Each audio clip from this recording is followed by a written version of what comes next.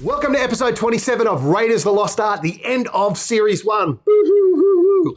It's been a great series, all jokes aside. We've had great guests, great conversations. What started off a conversation between John and myself at Jetpack about trying to create a series, a YouTube series whereby we showcase some of these weird sort of concepts about how I create my music, has turned into this amazing sort of series whereby we've just talked to so many great guests around the world about the intersection of art, creativity, active listening, innovation. It's been a blast. And I want to thank all my guests that have tuned in so far. And I want to thank all the viewers who have given me support, tuned in, subscribed to the YouTube channel, and given great comments and great feedback. So, Tansel Ali. Tansel is a good buddy of mine.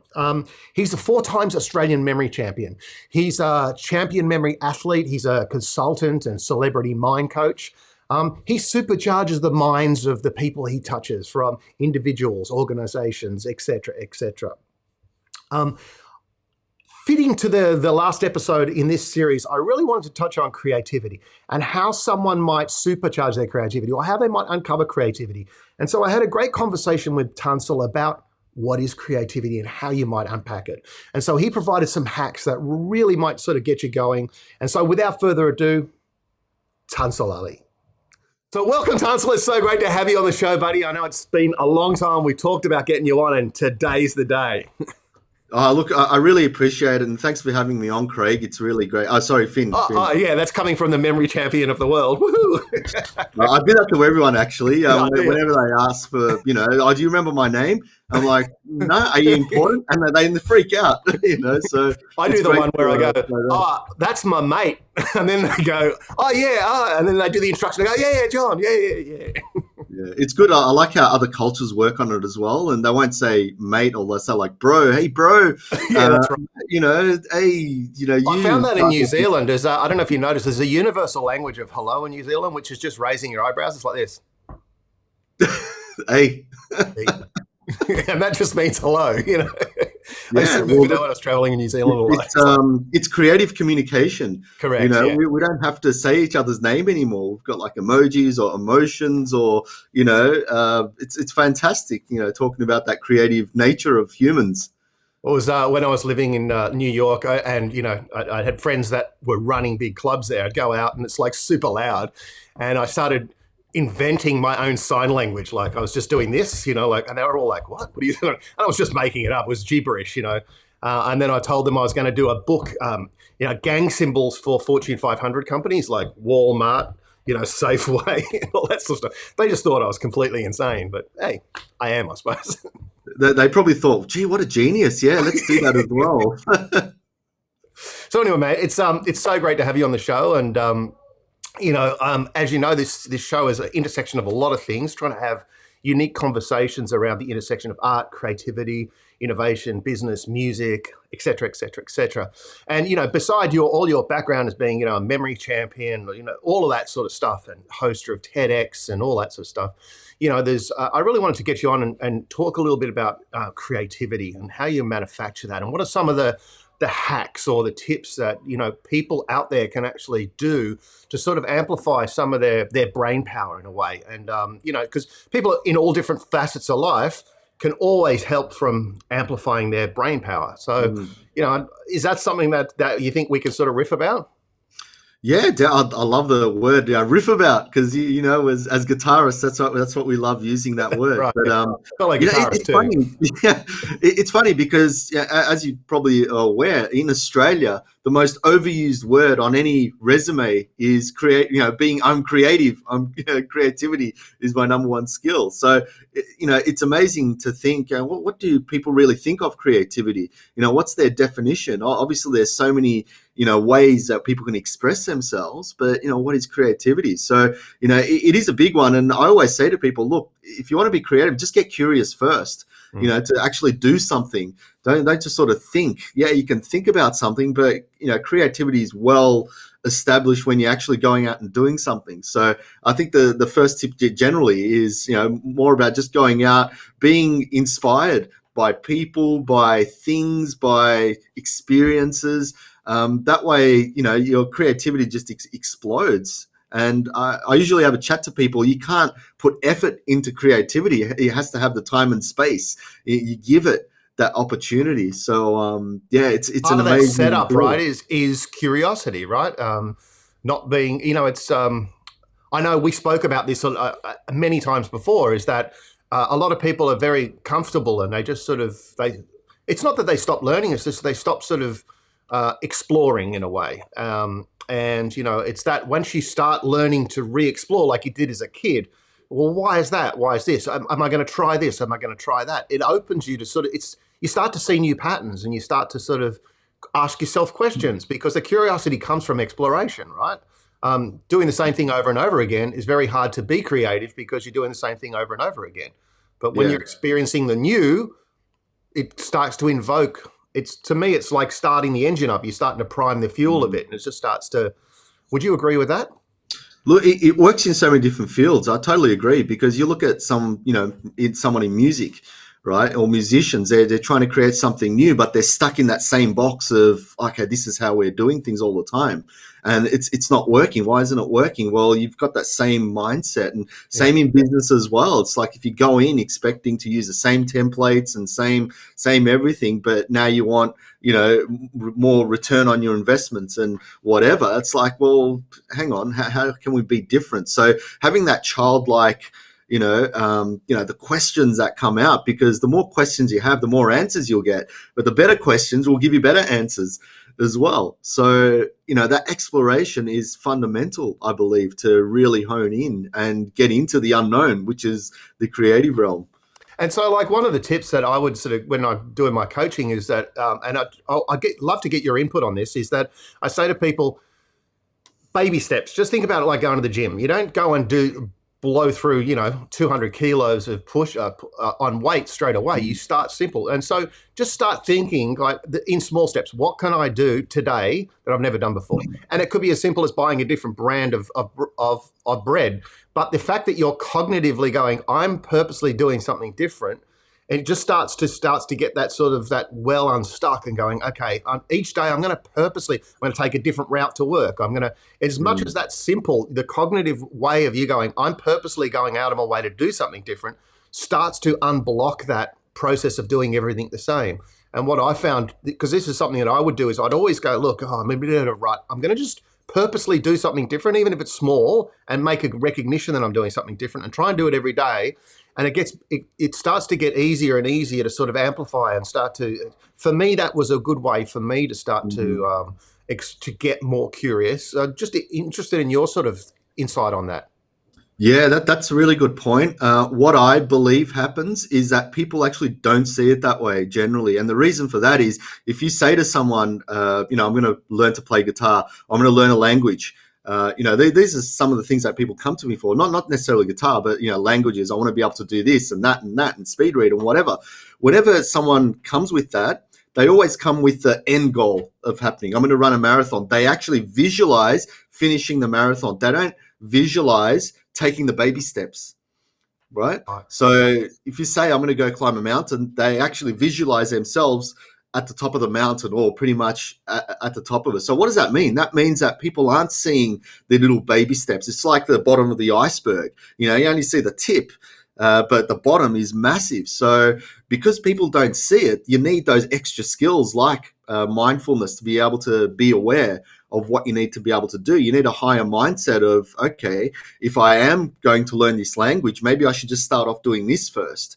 If I am to lose 20 kilos, right? I'm not just going to go into the gym and do everything in one go. Obviously, you can't think like that. But if I do this X amount of exercise for such and such period of time, that's going to get me there. But people don't necessarily look at it that way, unfortunately. So it's going to require a higher level of thinking to get there. And that's why, coaches do help out because a lot of people aren't aware. And if you give that availability to someone to actually think that way, then it allows them to actually move to that position of taking action. Yeah, right. No, that's really, really interesting, I find, because, I've noticed it also. One of the things that triggered in my mind when you were talking about that was in some of the software companies that I've owned or been CTO of, is that you've got this monumental goal to deliver something that's really quite big and never been done before. And one of the challenges with developing software is it never finishes. So unlike building a product like an iPhone, you actually end up with a product. But with software, it actually never finishes because there's always version 1, version 2, there's iterations, there's this. And so you really have to work backwards on thinking about what are the milestones and the releases and how are we going to celebrate those as actual wins. Because if you don't, you just get burnout. And I think that relates to whether you're trying to lose weight or trying to be a great guitar player or whatever it is. If your goal is so far in the future that you really haven't got the ability to sort of recognize when your actual, your gates are, where you're actually recognizing those and doing the micro steps, it becomes a goal that becomes unsustainable, and then you just give it away because it's too hard to get there. Would you do you think that that's sort of accurate? Yeah, I believe so, because I've done a lot of work with sporting teams and execs, and it's about building that process and actually enjoying that process. And a lot of people dream about their goals and visualize their goals, do all that sort of stuff. But at the end of the day, you're not doing the goal. The goal is the result of the things that you actually need to do. So that process is just as important. So getting that process right is more fundamental. I always say to people, look, don't chase success. Let success chase you. Worry about the process. Yeah. And if you get that right, then at least you're working towards something. Just like your example of taking baby steps. That's the process you're going through. So how would you articulate to start that process? Would it be start with baby? Like, what would it look like how would you coach someone in building a process for that? Yeah, I mean, as a coach, I usually start off with questions, probing questions. And for example, I had one lady come to me saying, "Look, Tansel, I have to pass this bar exam. Can you please help me? I've got a shocking memory." And it's like, all right. So instead of just giving techniques and here's how to do it, blah blah blah, I probed further, about their memory and their lifestyle, all that sort of stuff. And it turns out, after how many hours of conversation, turns out she wasn't sleeping. Right. So I thought, hang on, maybe the first tip is just say, oh, just get some sleep. Don't spend an hour. Do 7 hours at least. They go, I got sleep. What's that? That doesn't make any sense. Doesn't make any sense. Yeah. So a week later, after having a full week of sleep, she comes back and says, "Tansel, guess what? My memory's just magically improved." I'm like, no shit. So that's so questioning is probably the number one thing that I'd say. And once you have that question, it gives you the answers. Questions always give you answers. I mean, not all the time, but you know what I mean, right? You're 100%. It's that discovery process, yeah. Yeah, and then once you have that discovery process, you can actually move from there and understand what you need to do, right, to get to where you are. Because sometimes it's, we may think that we need to do something, but we haven't answered the core questions, right? And you see that in a lot of businesses. You go in there, you run workshops, right, to get to the core level of their problems. And, a lot of the execs and teams sitting around going, we never thought of that. Well, that's because it requires a deeper level of thinking. You have to ask the right questions to get there. So that's where the creativity comes in is, it's okay, I'm just looking at it in different angles and asking different questions, not the same questions, right? And there's a really good quote I saw, I think it was on LinkedIn, saying if you keep reading the most popular books, you're going to have the same popular thinking as everyone else. So, it's about really delving into areas that you necessarily wouldn't and ask those deep down, even confronting type questions, because there's a lot of questions that people don't want to confront as well because of, I think you're mentioning that fear. So how do you get rid of that fear and really drag out that information you need? So it's really, I love this conversation because a lot of my work around teaching people innovation, we'll start with some baselines here. So imagination, my definition of imagination is a thought process that is not grounded in reality. Creativity is a thought process of something new and novel that could be grounded in some reality.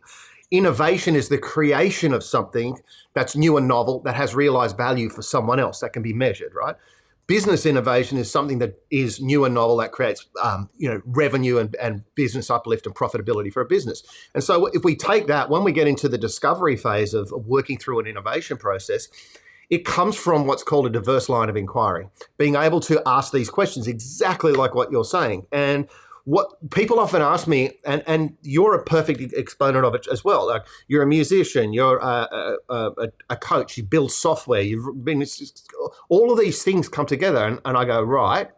And they go, well, how does that work? And you go, well, it's those ability, the different experiences allow you to get those diverse lines of inquiry, to probe deeper, to find things, because it's the patterns that synthesize in the beginning when you're doing discovery actually teach you what the good ideas are. It's not the ideas that come from your head. It's what the data tells you by asking the right questions. And it's really, really, so I love what you're saying here, because, it's just, it seems like a lot of people, it's the other way around. Like, I've got to be creative. Okay, I'm going to think about being creative. Absolutely. It's like, And yeah, one thing that I love about creativity, which again we're almost shun away from school, is that notion of play and failure from playing, because failure really is, again, it's just a point of data.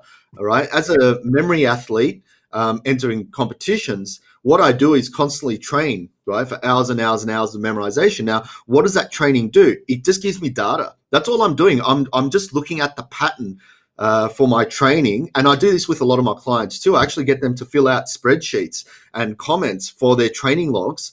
And I say, okay, now we have to analyze this data over a period of time and see where the growths are, where things aren't happening, comment on them and analyze them. Why aren't they working? Because if they only say they train 3 or 4 times in a month, you're not going to get much data from it. But if they do it, every day or hundreds of times in a month, which, just a couple of minutes here and there, that's going to give you all the data. And all I do is just data analysis. That's it. Because data is power. And once you have that, you can start to shift and twist and, get it to wherever you want. And that's sort of gold. And that creativity in failure, that just gives you another point of reference on how to adjust and improve things or how to make things better. So I really love that data analogy. Yeah, I also think for anyone watching this who goes, oh, look, I'm at a Big Four consulting firm and I love horses, or I'm a race car driver that loves playing guitar, that also likes cooking. I'm sure a lot of people watching this have all these different hobbies, sports, passions. And there is a synthesis. There is a way that these can come together. And these diverse experiences, if you put them together, can help you see things that other people can't see. It can help you gain competitive advantage. And it's just, you've got to be able to sort of go, actually, there is a synthesis in these things. And it's that discovery of you asking yourself, how might these things fit together? And how might I take my experience from race car driving into my job as an accountant? Or how might, as a guitar player, how might I be able to sort of provide value to a large organization? It's just, these are interesting questions to ask. And this is a point of actually being curious. It doesn't mean you have to have the answer, but just asking those questions, going, oh, is there a way I could do that? Rather than just, oh, that's impossible. That's that sort of shut-off mindset. I would say that even if you just ask that as a question, you're on the pathway to creativity because you're being curious. Absolutely. It's like that guy who created the Dilbert cartoons. I believe his name was Scott Adams. He's got a really good book called How to Fail at Almost Everything and Win Big, or something like that, right? And he talks about this exact same process. He wasn't very good at business. He wasn't very good at other areas, but he combined his passion of cartooning and business and all together and created the Dilbert cartoons, which was highly successful. So, there's a lot of people out there that do have that one level of thinking, oh, no, I can't make money from music, or I'm just an accountant, where, we're not just, one horse shows, or we're not just one thing, we're multiple. And even going into organizations and identifying the different strengths and skills people have, people can really help each other out. And I've gone into organizations where I've actually gone through and ran workshops and said, okay, what are your strengths? What are your skills? And people have laid out, look, I do kayaking, or I'm good with spreadsheets and blah, blah, blah, blah. And these are people that you'd never think were great in these areas. And some other people go, oh, actually, we can help each other out here, and so forth. And companies grow and innovate because now they've got different lines of patterns and thinking ability. So neurons are firing off in different directions where they weren't firing off before in the brain, right? And people are connecting in ways they never were connecting. So this is what what you're talking about is that multiple, I won't say personality, but just interests that people have. If we start to explore them further within one another, then that's where the real creativity comes in, and innovation, especially in business and every other area. And I would argue that we are right now at the most fundamental time in history where things are completely smashed apart and things are changing. And so in the past, it's been, no, you got to conform to the way we want you to be. And you've got to do this one job role. And you're finding that people are just leaving work like in droves. They've had a taste of home and family, and they've changed their value. And organizations are rethinking their business. And so work from home's changing. Everything is changing. So if there was a time in history when this type of thinking should come to the fore, I believe we're right at the precipice of it now. We're going to see a lot of changes. So this is the great time, I think, in history to start this process. And it might be foreign because you might have had it beaten out of you. You can't do that. That doesn't make sense. Don't do that. I know, like, there's a certain tribe of people that I prescribe to, and, like Tansel, we're all connected via that, a similar sort of vein. But it's I see there's a rise of this type of value seen in creativity and these thinking systems and the things that you do and the things that I try and promote. It's been for a long time, it's been pushed down, but I think people are really starting to explore that now. Are you finding that in your business? It is. It's funny because it goes in every direction. It's almost like a quantum leap because it's the best time now. We've got the best opportunity, but there's also people veering off to the other end as well because there's misinformation. There's a lot of just noise out there that's not necessarily correct, but it's also toxic as well. There's people out there, toxic positivity and so forth. Preaching positivity in different ways that sort of goes against other people as well. So you've got misinformation, and that's what's happening in the COVID situation now, where people are hesitant to take vaccines and all that sort of stuff. But this is where also I think that diverse lines of inquiry and being curious and then applying to the uninitiated something called critical thinking, which is being able to take your opinion out of the argument and looking at evidence from all different facets and bringing it together and allowing to see what that data tells you. Because when you can do that and you take your emotion and your tribal sort of thinking out of the situation and you go, right, I'm going to go and find evidence from, dialectic viewpoints, two different viewpoints, and put them together and see what it tells me, is that that's when I think the level of intelligence goes up, where some of that craziness starts to get washed away, because you're not buying into an emotional viewpoint, you're buying into a data-driven viewpoint. And the data, once you actually do the research, pretty much reveals that, that's an emotional viewpoint. And I tend to find that I always practice, if I'm getting emotional about a response, don't respond, because, it's the response is not potentially going to serve me well. And secondly, it might be driven from some sort of cognitive bias that I have about a situation, Would you sort of agree with that? Yeah, it's coming from, the place of, for your brain where it's the amygdala. You've got that emotional response, So, definitely. And look, critical analysis, all that sort of stuff's great, but I think not many people still do it. That's why, they need to watch your, YouTube videos and, listen to people like myself and read books like that. So There's they can hope, start mate. to There's do hope. all that. Yeah, that's why we're doing what we're doing. My goal is to be redundant with what I do. That's the whole aim. So I can go off and do something else or learn how to play guitar again properly.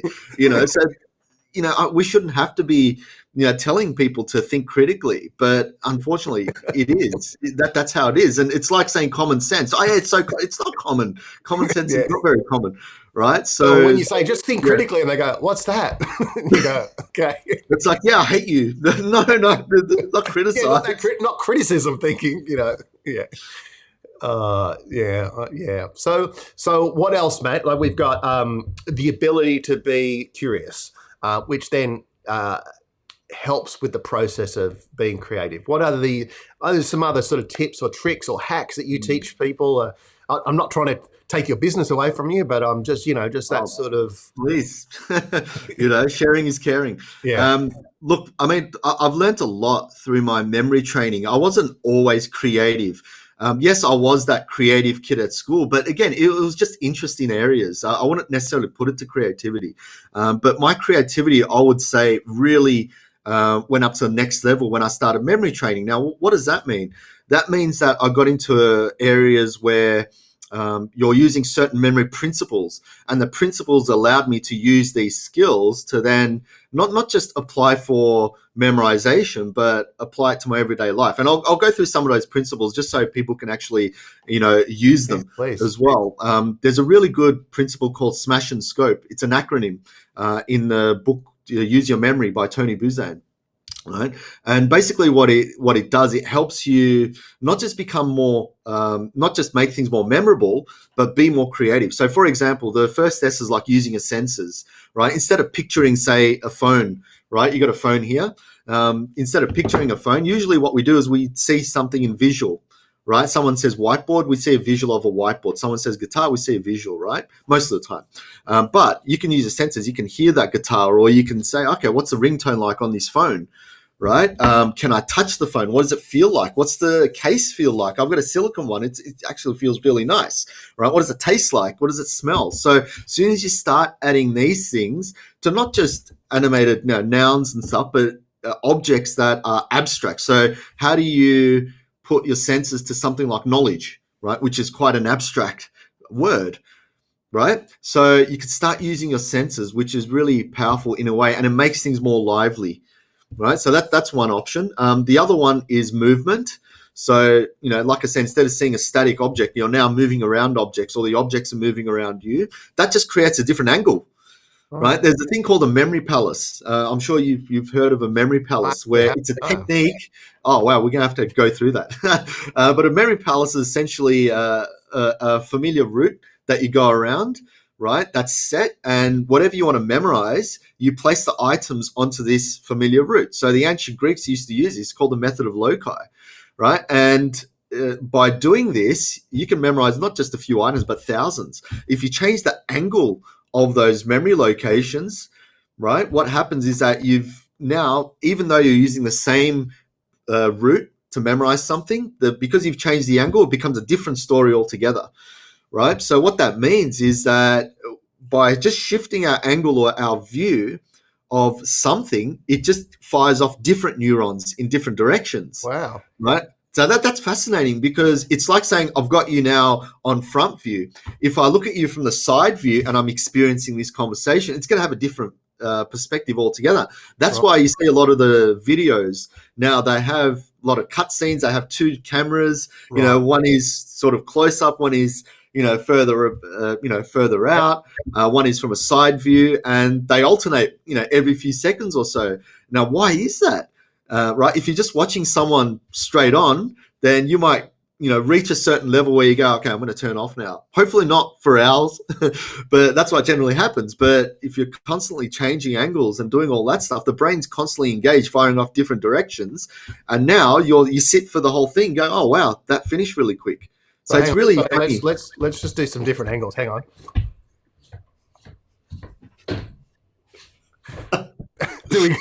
we got your attention. There you go. How many minutes are we in? That's awesome.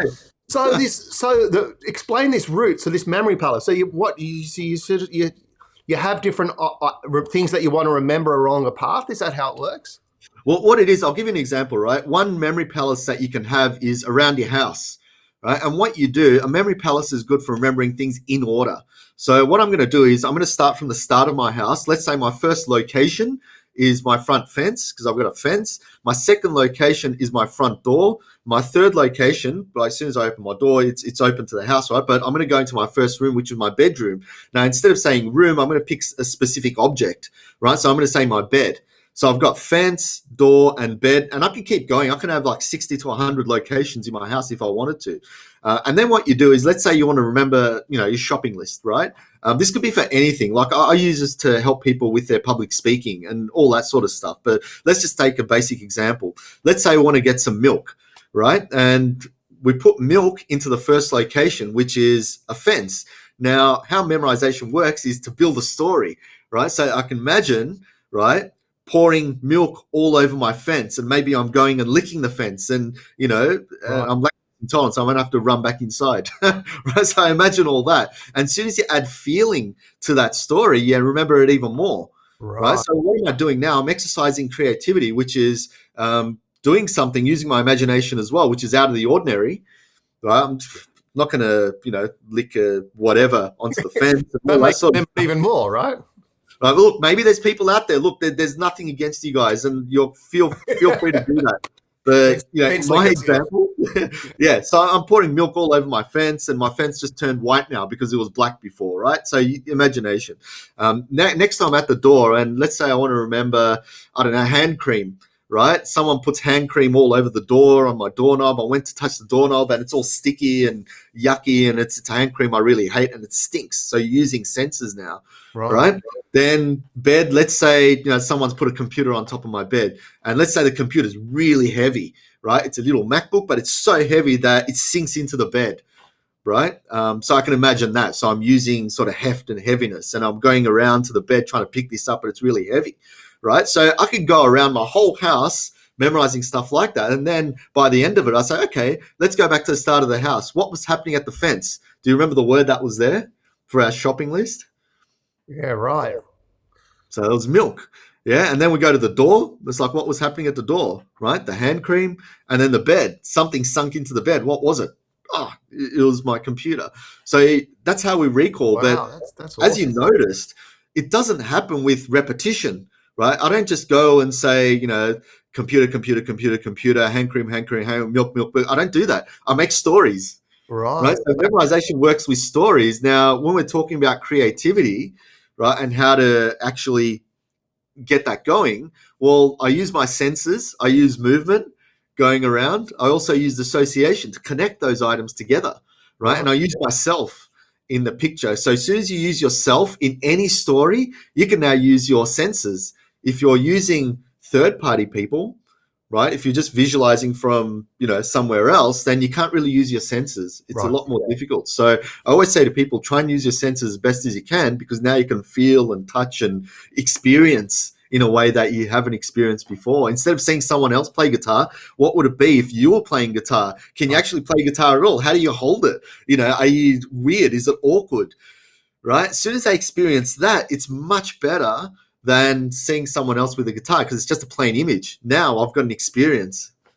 Wow, that's really that's to be honest, I never even knew that. So I'm learning something amazing. So thanks. That's great. So I've got some great hacks out of this already. So so thank you. No, cool. Anytime.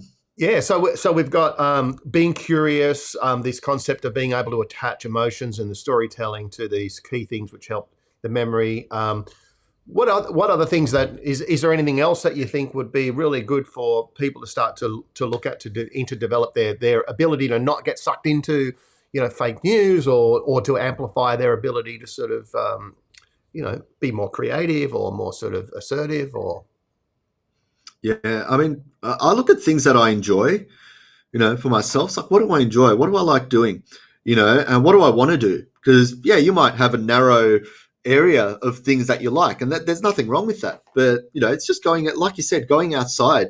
That exploration, childlike exploration will lead you to areas that you've never thought of. And even speaking to people, no, it doesn't have to be like-minded people. It could be people that are totally opposite. You get different perspectives and different opportunities. So it's just, again, that hunger and excitement for life. I think that's what really gets me going. I get excited about life, even though we're extremely locked down in our situation here in Australia, in Melbourne. There's still this, thought that I've got in my mind is, what if I contact this person, or how about this particular thing, or can I change my coaching into this? Because I'm always thinking about adding value for people. Like, what's the best way of adding value? And instead of just looking at how others are doing it, I look at it in my own way as, okay, how does this now, help someone to achieve such and such goals or whatever, is it goals that I want them to achieve, or do I want them to struggle? Because a lot of people come to me thinking, oh, yeah, this is going to be great. I'm going to get coaching. I'm going to achieve goals, without realizing that I'm going to push them through a bit of pain, yeah. to get what they want. So, these are things that, you do need creativity for, because it's not just a teaching. It's not a structured thing. It's totally open. So yeah, that exploration I is think also the fundamental. more you explore, at least from a visualization I can give to the audience is the more I explore, the more life gives me fuel. And so I know from many years I was just focused just on guitar, and I got to a great level with my guitar playing. But I got to this like 80-20 rule where it's like, well, how much better can I get? And the amount of work involved to get that little bit better, I actually lost the passion for that. And the more then I started to go, well, what do I do now? And then I got involved in software and this and that. And then now I'm doing all sorts of things. And people often ask me, where do you get your energy from? Are you like on drugs or something? And I'm like, no, I'm not. I don't do any of that stuff, you know? And they're like, well, where do you get all your energy from? And it's like, life gives me energy from exploring. And it's like people come into my life and new opportunities come into my life. And I don't know where they come from, but it's that, Mm. it seems to me, if I could give that visualization, it's like the more you work something and get really good at it, the harder and harder it is to keep being inspired by it. And then, Mm. but the more you explore, the more things inspire you. It doesn't mean you don't have to have focus. It's just, Mm. I don't know, the world and society gives you energy and you build new relationships and new friends. And look, we met, over doing TED, like, Mm. and just the great people that brought together. And it's just like, there's this constant enveloping of things that you never thought you'd meet people, but you do. And, and I just love that. That just fuels me. Yeah. Do you think? Because I mean, I constantly, what drives me is boredom, because I do get bored, and being bored, it is good for you because they say that if you're bored, you're in a state where when you're in the shower, you get the best ideas, or in the toilet. Being in boredom is in the same state. I'm like, okay, cool. So sit with boredom for a while, it's good, but sometimes I can't hack it. So it's like I have to look at doing something else. And even though I've been coaching for 20 years in this space of memory, I've always been doing something different in the field. I just can't sit still. And, I've been in so many different jobs. I mean, if you look at my resume, I've been in so many IT jobs and, Yeah. training jobs, customer service. I'm afraid to give my resume to employers because of all the things that I've done. But it's just, shows me that I'm really interested in doing new things. And, that's the excitement that I get from it. But that is driven from boredom as well. And, doing memory for so long, and I've quit it so many times, but I keep coming back to it, but in different ways. Yeah. So it's quite fascinating how that works. Even getting back into guitar again, I wasn't playing for a long time, but now it's like, oh, I've learned this particular skill, and it's just that one little skill alone has got me back into it. So it's quite exciting that sometimes you just have to learn that one thing, and that's it. Even making YouTube videos, what got me excited about that is I found a way to make my message a lot better for people, whereas before I wouldn't say it was the best approach. So just finding that one little thing could provide that spark that you need to move forward. Yeah. Take you on a whole new journey. One thing I've done, which I'm curious to see if it's because it seems like we've got a very similar mind, constantly exploring, constantly busy, constantly.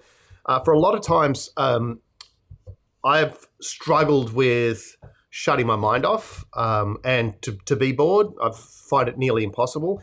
And only recently, in the last year, the universe put into my pathway Vedic meditation, and I've always tried to meditate, and I've never been able to because I just can't shut my mind off. I can't physically go, okay, start thinking about something. It just doesn't work for me.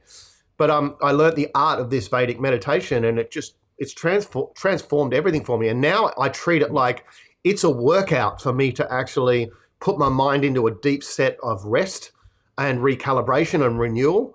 And the amount of things that come to the fore, it's like the way I could best explain it is when I first get into it, my head's full of noise and it's all this stuff, and it's like my brain's trying to actually filter it and throw out a whole heap of junk. And then once I get past that, I go into this deep set of relaxation, and I can do it quite quickly. And for me, when I come out of it, I feel just reinvigorated. And I've never really done that before. And people have always told me about you should do meditation. And I'm just like, yeah, whatever. I don't buy into that. But have you ever got into trying it? Has anything ever worked with you in terms of meditation? Yeah, look, that's a really good question because I know a lot of people that swear by Vedic meditation, and that's fantastic. The way that I look at it is I'm really good at doing nothing. I think that's my key skill. I'm like the George Costanza of doing nothing. I think that's where that key skill comes in. I get a lot of stuff done in a short space. I'm really effective because I've learned a lot of hacks along the way, but I'm also really good at doing absolutely nothing. And there is a Harvard study that says if you do 20 minutes of nothing in a day, just absolutely nothing, you're more productive. Right? It's a Harvard study, and I thought, wow, this is fantastic. What about if you do nothing over 23 hours a day? I don't know, but I am look. I do read a lot in the space of Eastern philosophies and the art of effortless action. Wu Wei. I love all that stuff, and I love getting into the zone. And sometimes that requires you to slow down. So I love minimalism. It's something that I've been able to get into, where instead of having, because if you have a lot of thoughts in your head, sometimes not a lot of stuff gets done, unfortunately. Yeah. Right, because it's sort of it's there crowding. Whereas if you just have one thing, then what it does, it creates focus, so you'll always get it done. So what I do is I try and slow down at times and just get to a level where sometimes I only just get one thing done in a day, and that's it. Right, so I sort of I'm good at balancing the act. And in terms of the meditation stuff, that's where memory training comes in. Because when you're memorizing, when you're going through, pouring milk on your fence and, hand cream on the door, yes, these can happen in seconds. But if you stretch them out, right, if you spend a minute putting hand cream on the door, a minute, putting a computer on the bed, and it's just sinking in slowly, guess what you're doing? It's like you're meditating as well.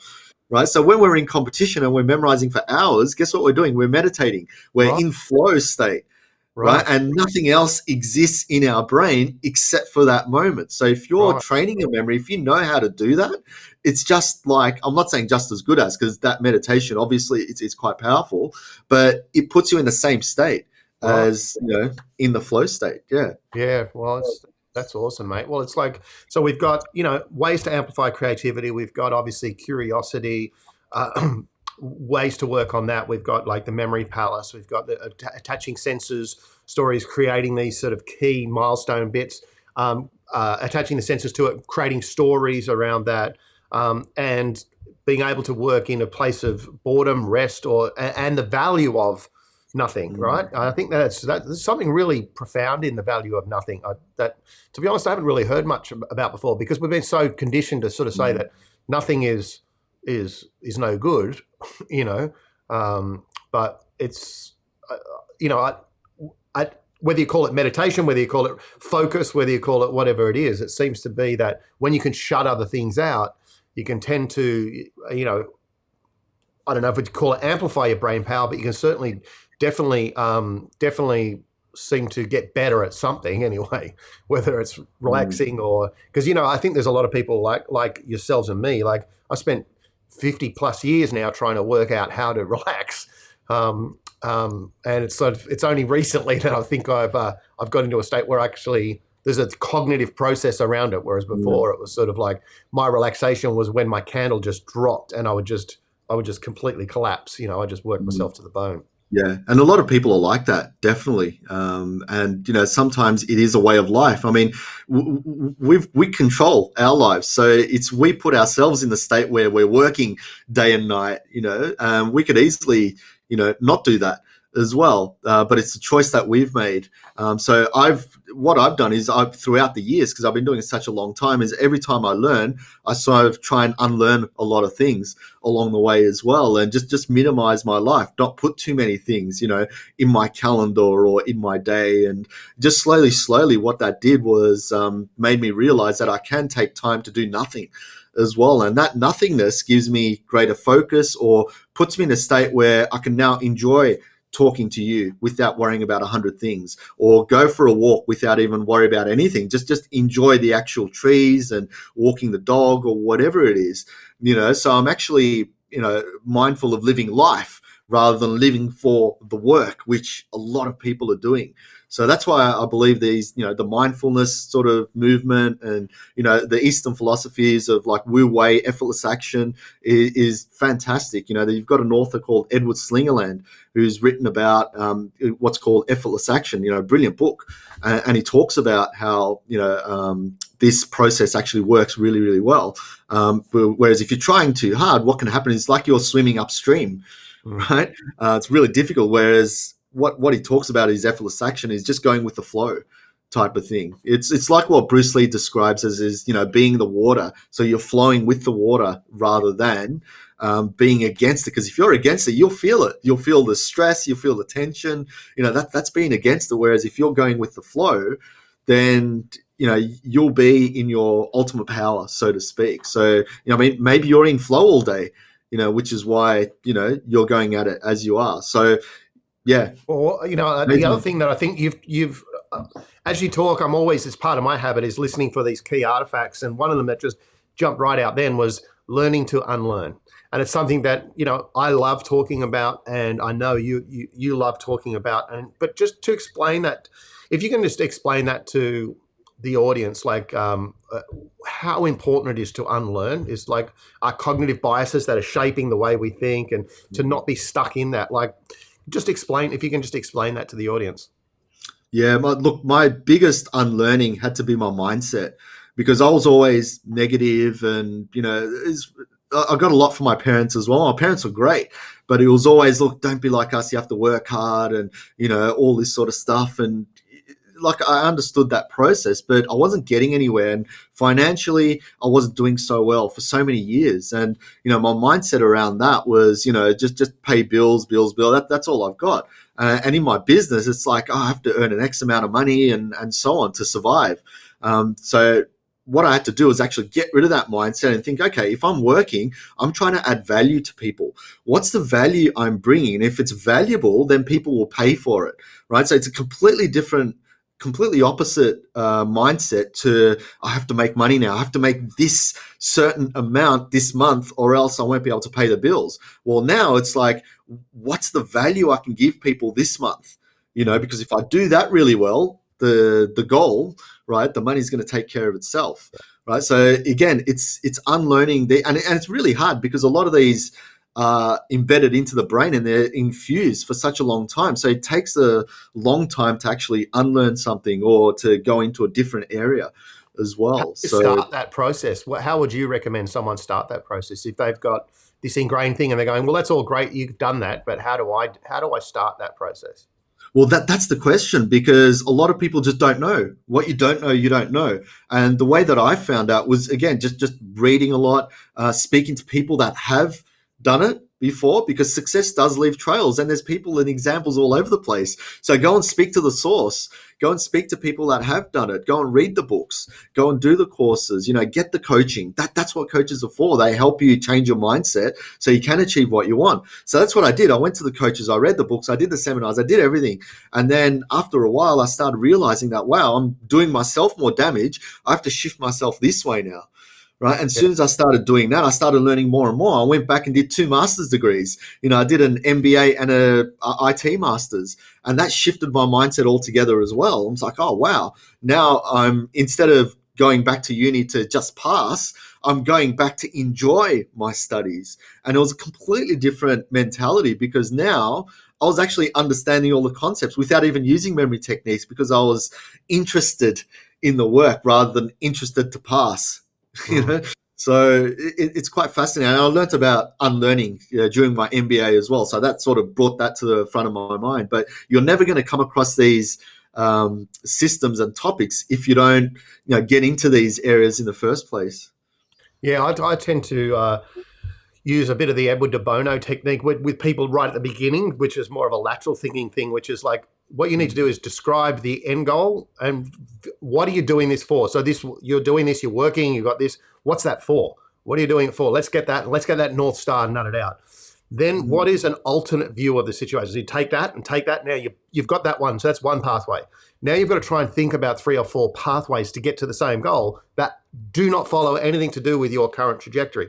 And it's not that they're right or wrong, but what it does is it absolutely forces you into a lateral perspective about going, well, shivers, how could I do that? It's more of a gamification of how could I come at this problem from a different solution? And Mhm. it's hard, but sometimes you go, one of them is called parallel universe techniques, which is to think about how something in science or nature or biology approaches a similar problem, and you're starting to look at that process and then map it back. But anyway, long story short is that you're forcing yourself to think about another way to get to that goal, to that treasure without following the current path. And by doing that, you start to go, oh, hang on, maybe if I tried this. And so what you realized was the goal that you were, in my understanding, was about how do I actually make money? And then you work backwards by creating value for someone else. Well, then how might I create value for someone else rather than this pathway? That's just sort of a map or an architecture of how, through a sort of a de Bono-esque type lateral thinking process, that you would do it. So it's that how might we, or what if, or they're quite interesting, but I love that gamification. It's like thinking about everything as a game. Yeah. It's a fantastic challenge. Absolutely. And when I've sort of done a bit of work with Nolan Bushnell, the inventor of Atari, and Steve Jobs' old boss, he sort of talks about gamifying learning as well, which is an area that I'm sort of passionate about as well. And he says, look, for the best type of learning, you got to have interaction every few seconds. I'm like, oh, wow.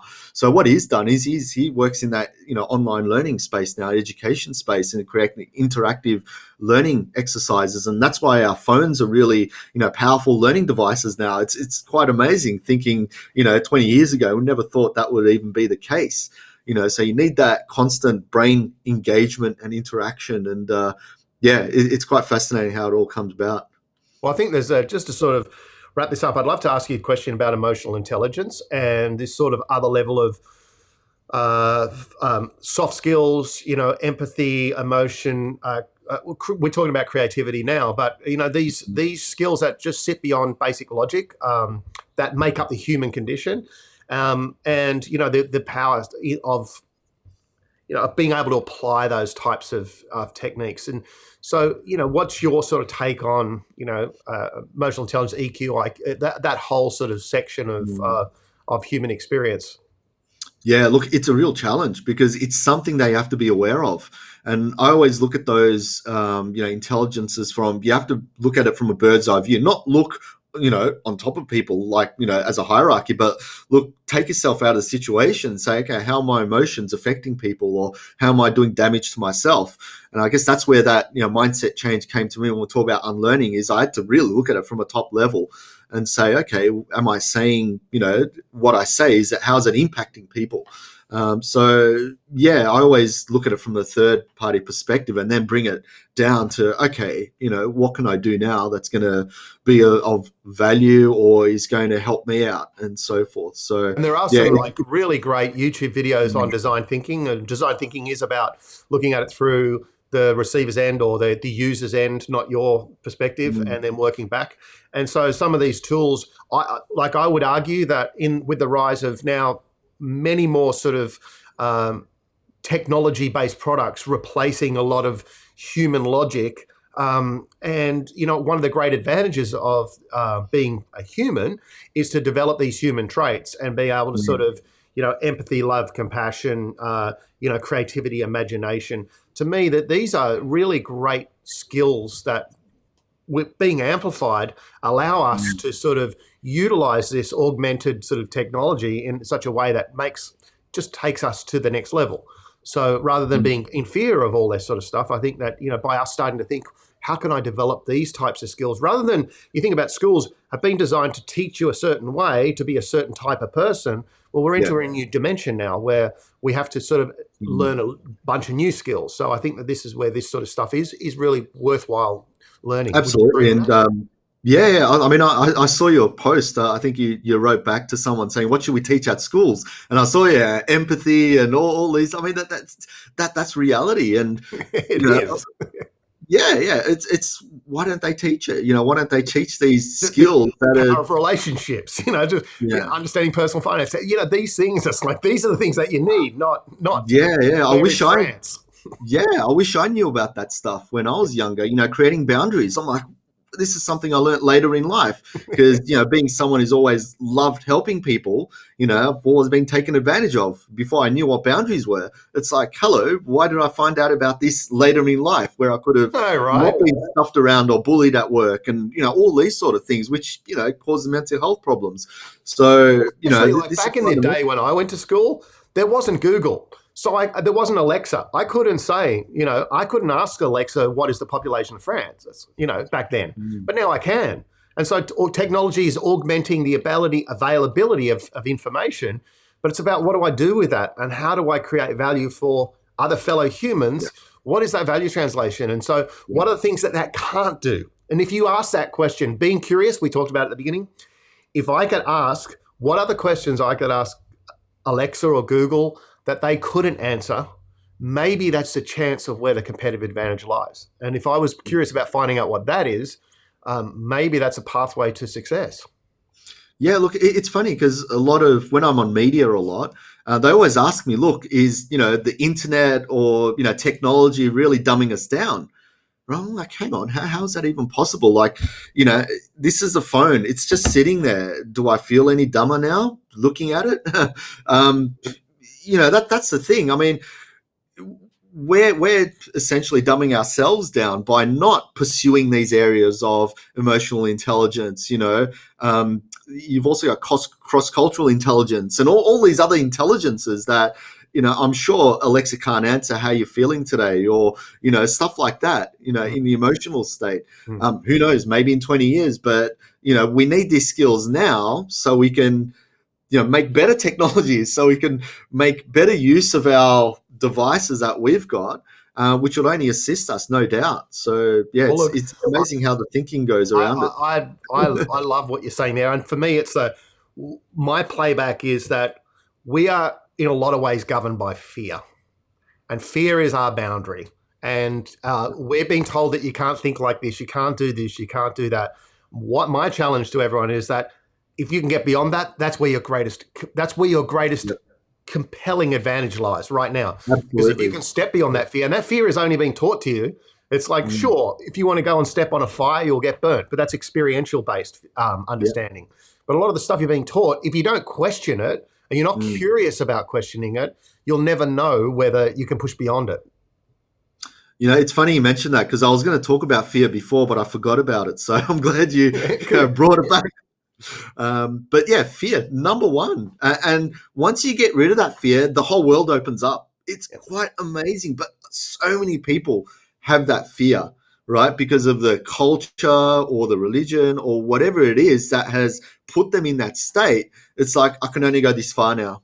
I'm sorry, I can't look beyond there because this is where I'm going. This is where I want it. This is where I'm comfortable at staying. People love comfort, right? And as we know, everything that requires success, you need a bit of discomfort in there. It's like if you want to exercise, right? If you want to lose weight, you got to exercise. So there's a bit of punishment for the body, right? So that's a bit of discomfort. So, there is that almost like yin and yang type of thing. So you need to be able to go through some discomfort to see the reward. And unfortunately, when people ask me, Tansel, when people ask me, how do I get past fear? And I go, well, look, I don't know because I'm not any expert, but how about you do this? How about you answer this question? When you're fearful about something, go, how do I know that my fear is right? And write down on a list of all the reasons that you know why you're right about that thing is fearful. And in a lot of ways, you'll find that it's just something that someone's told you. It's not something you've experienced yourself. You haven't proven it yourself. And then the next question is, well, what would it look like? What would it look like if I could actually just try and explore whether that's right or not? Right? And you might find the evidence, but just that process is going back to the beginning of this conversation about being curious.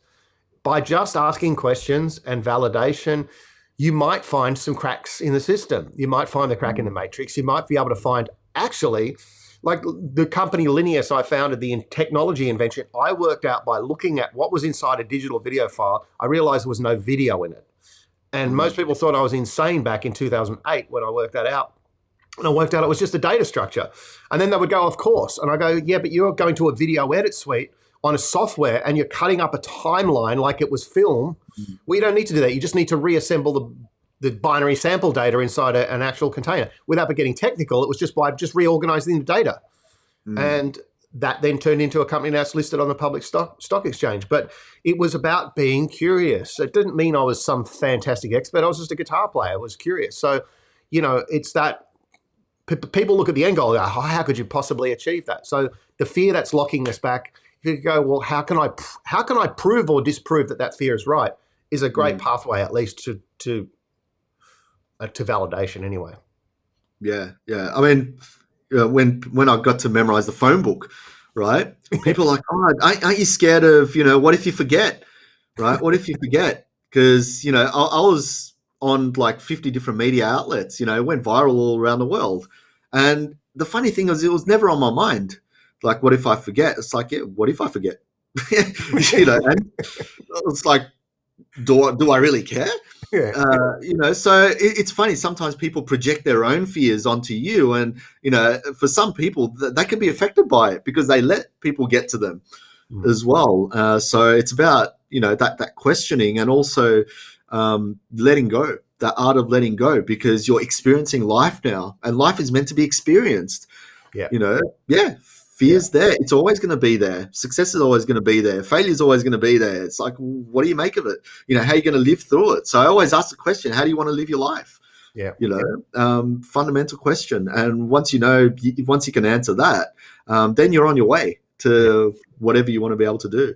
Well, mate, what an awesome conversation. Thank you so much for your time. It's just been a hoot, and so much great intel, and it's great catching up with you again. I know I've been trying to get you on, and it's just great to have your time. And where can people find out about you, Tansel? I've got a YouTube channel as well, so they can search Tansel Ali, or my website, tanselali.com. If anyone has any questions, feel free to message me. I'm open and happy to help out people as well. Yeah. Awesome, mate. Well, you're a total legend. Thank you so much for everything, and we'll catch up with you soon. Thanks, Steve. Sorry, Finn. Okay. See you, mate. I'm in the phone book somewhere. Yeah. All right. See you, buddy. Catch you, mate. Bye. Yeah.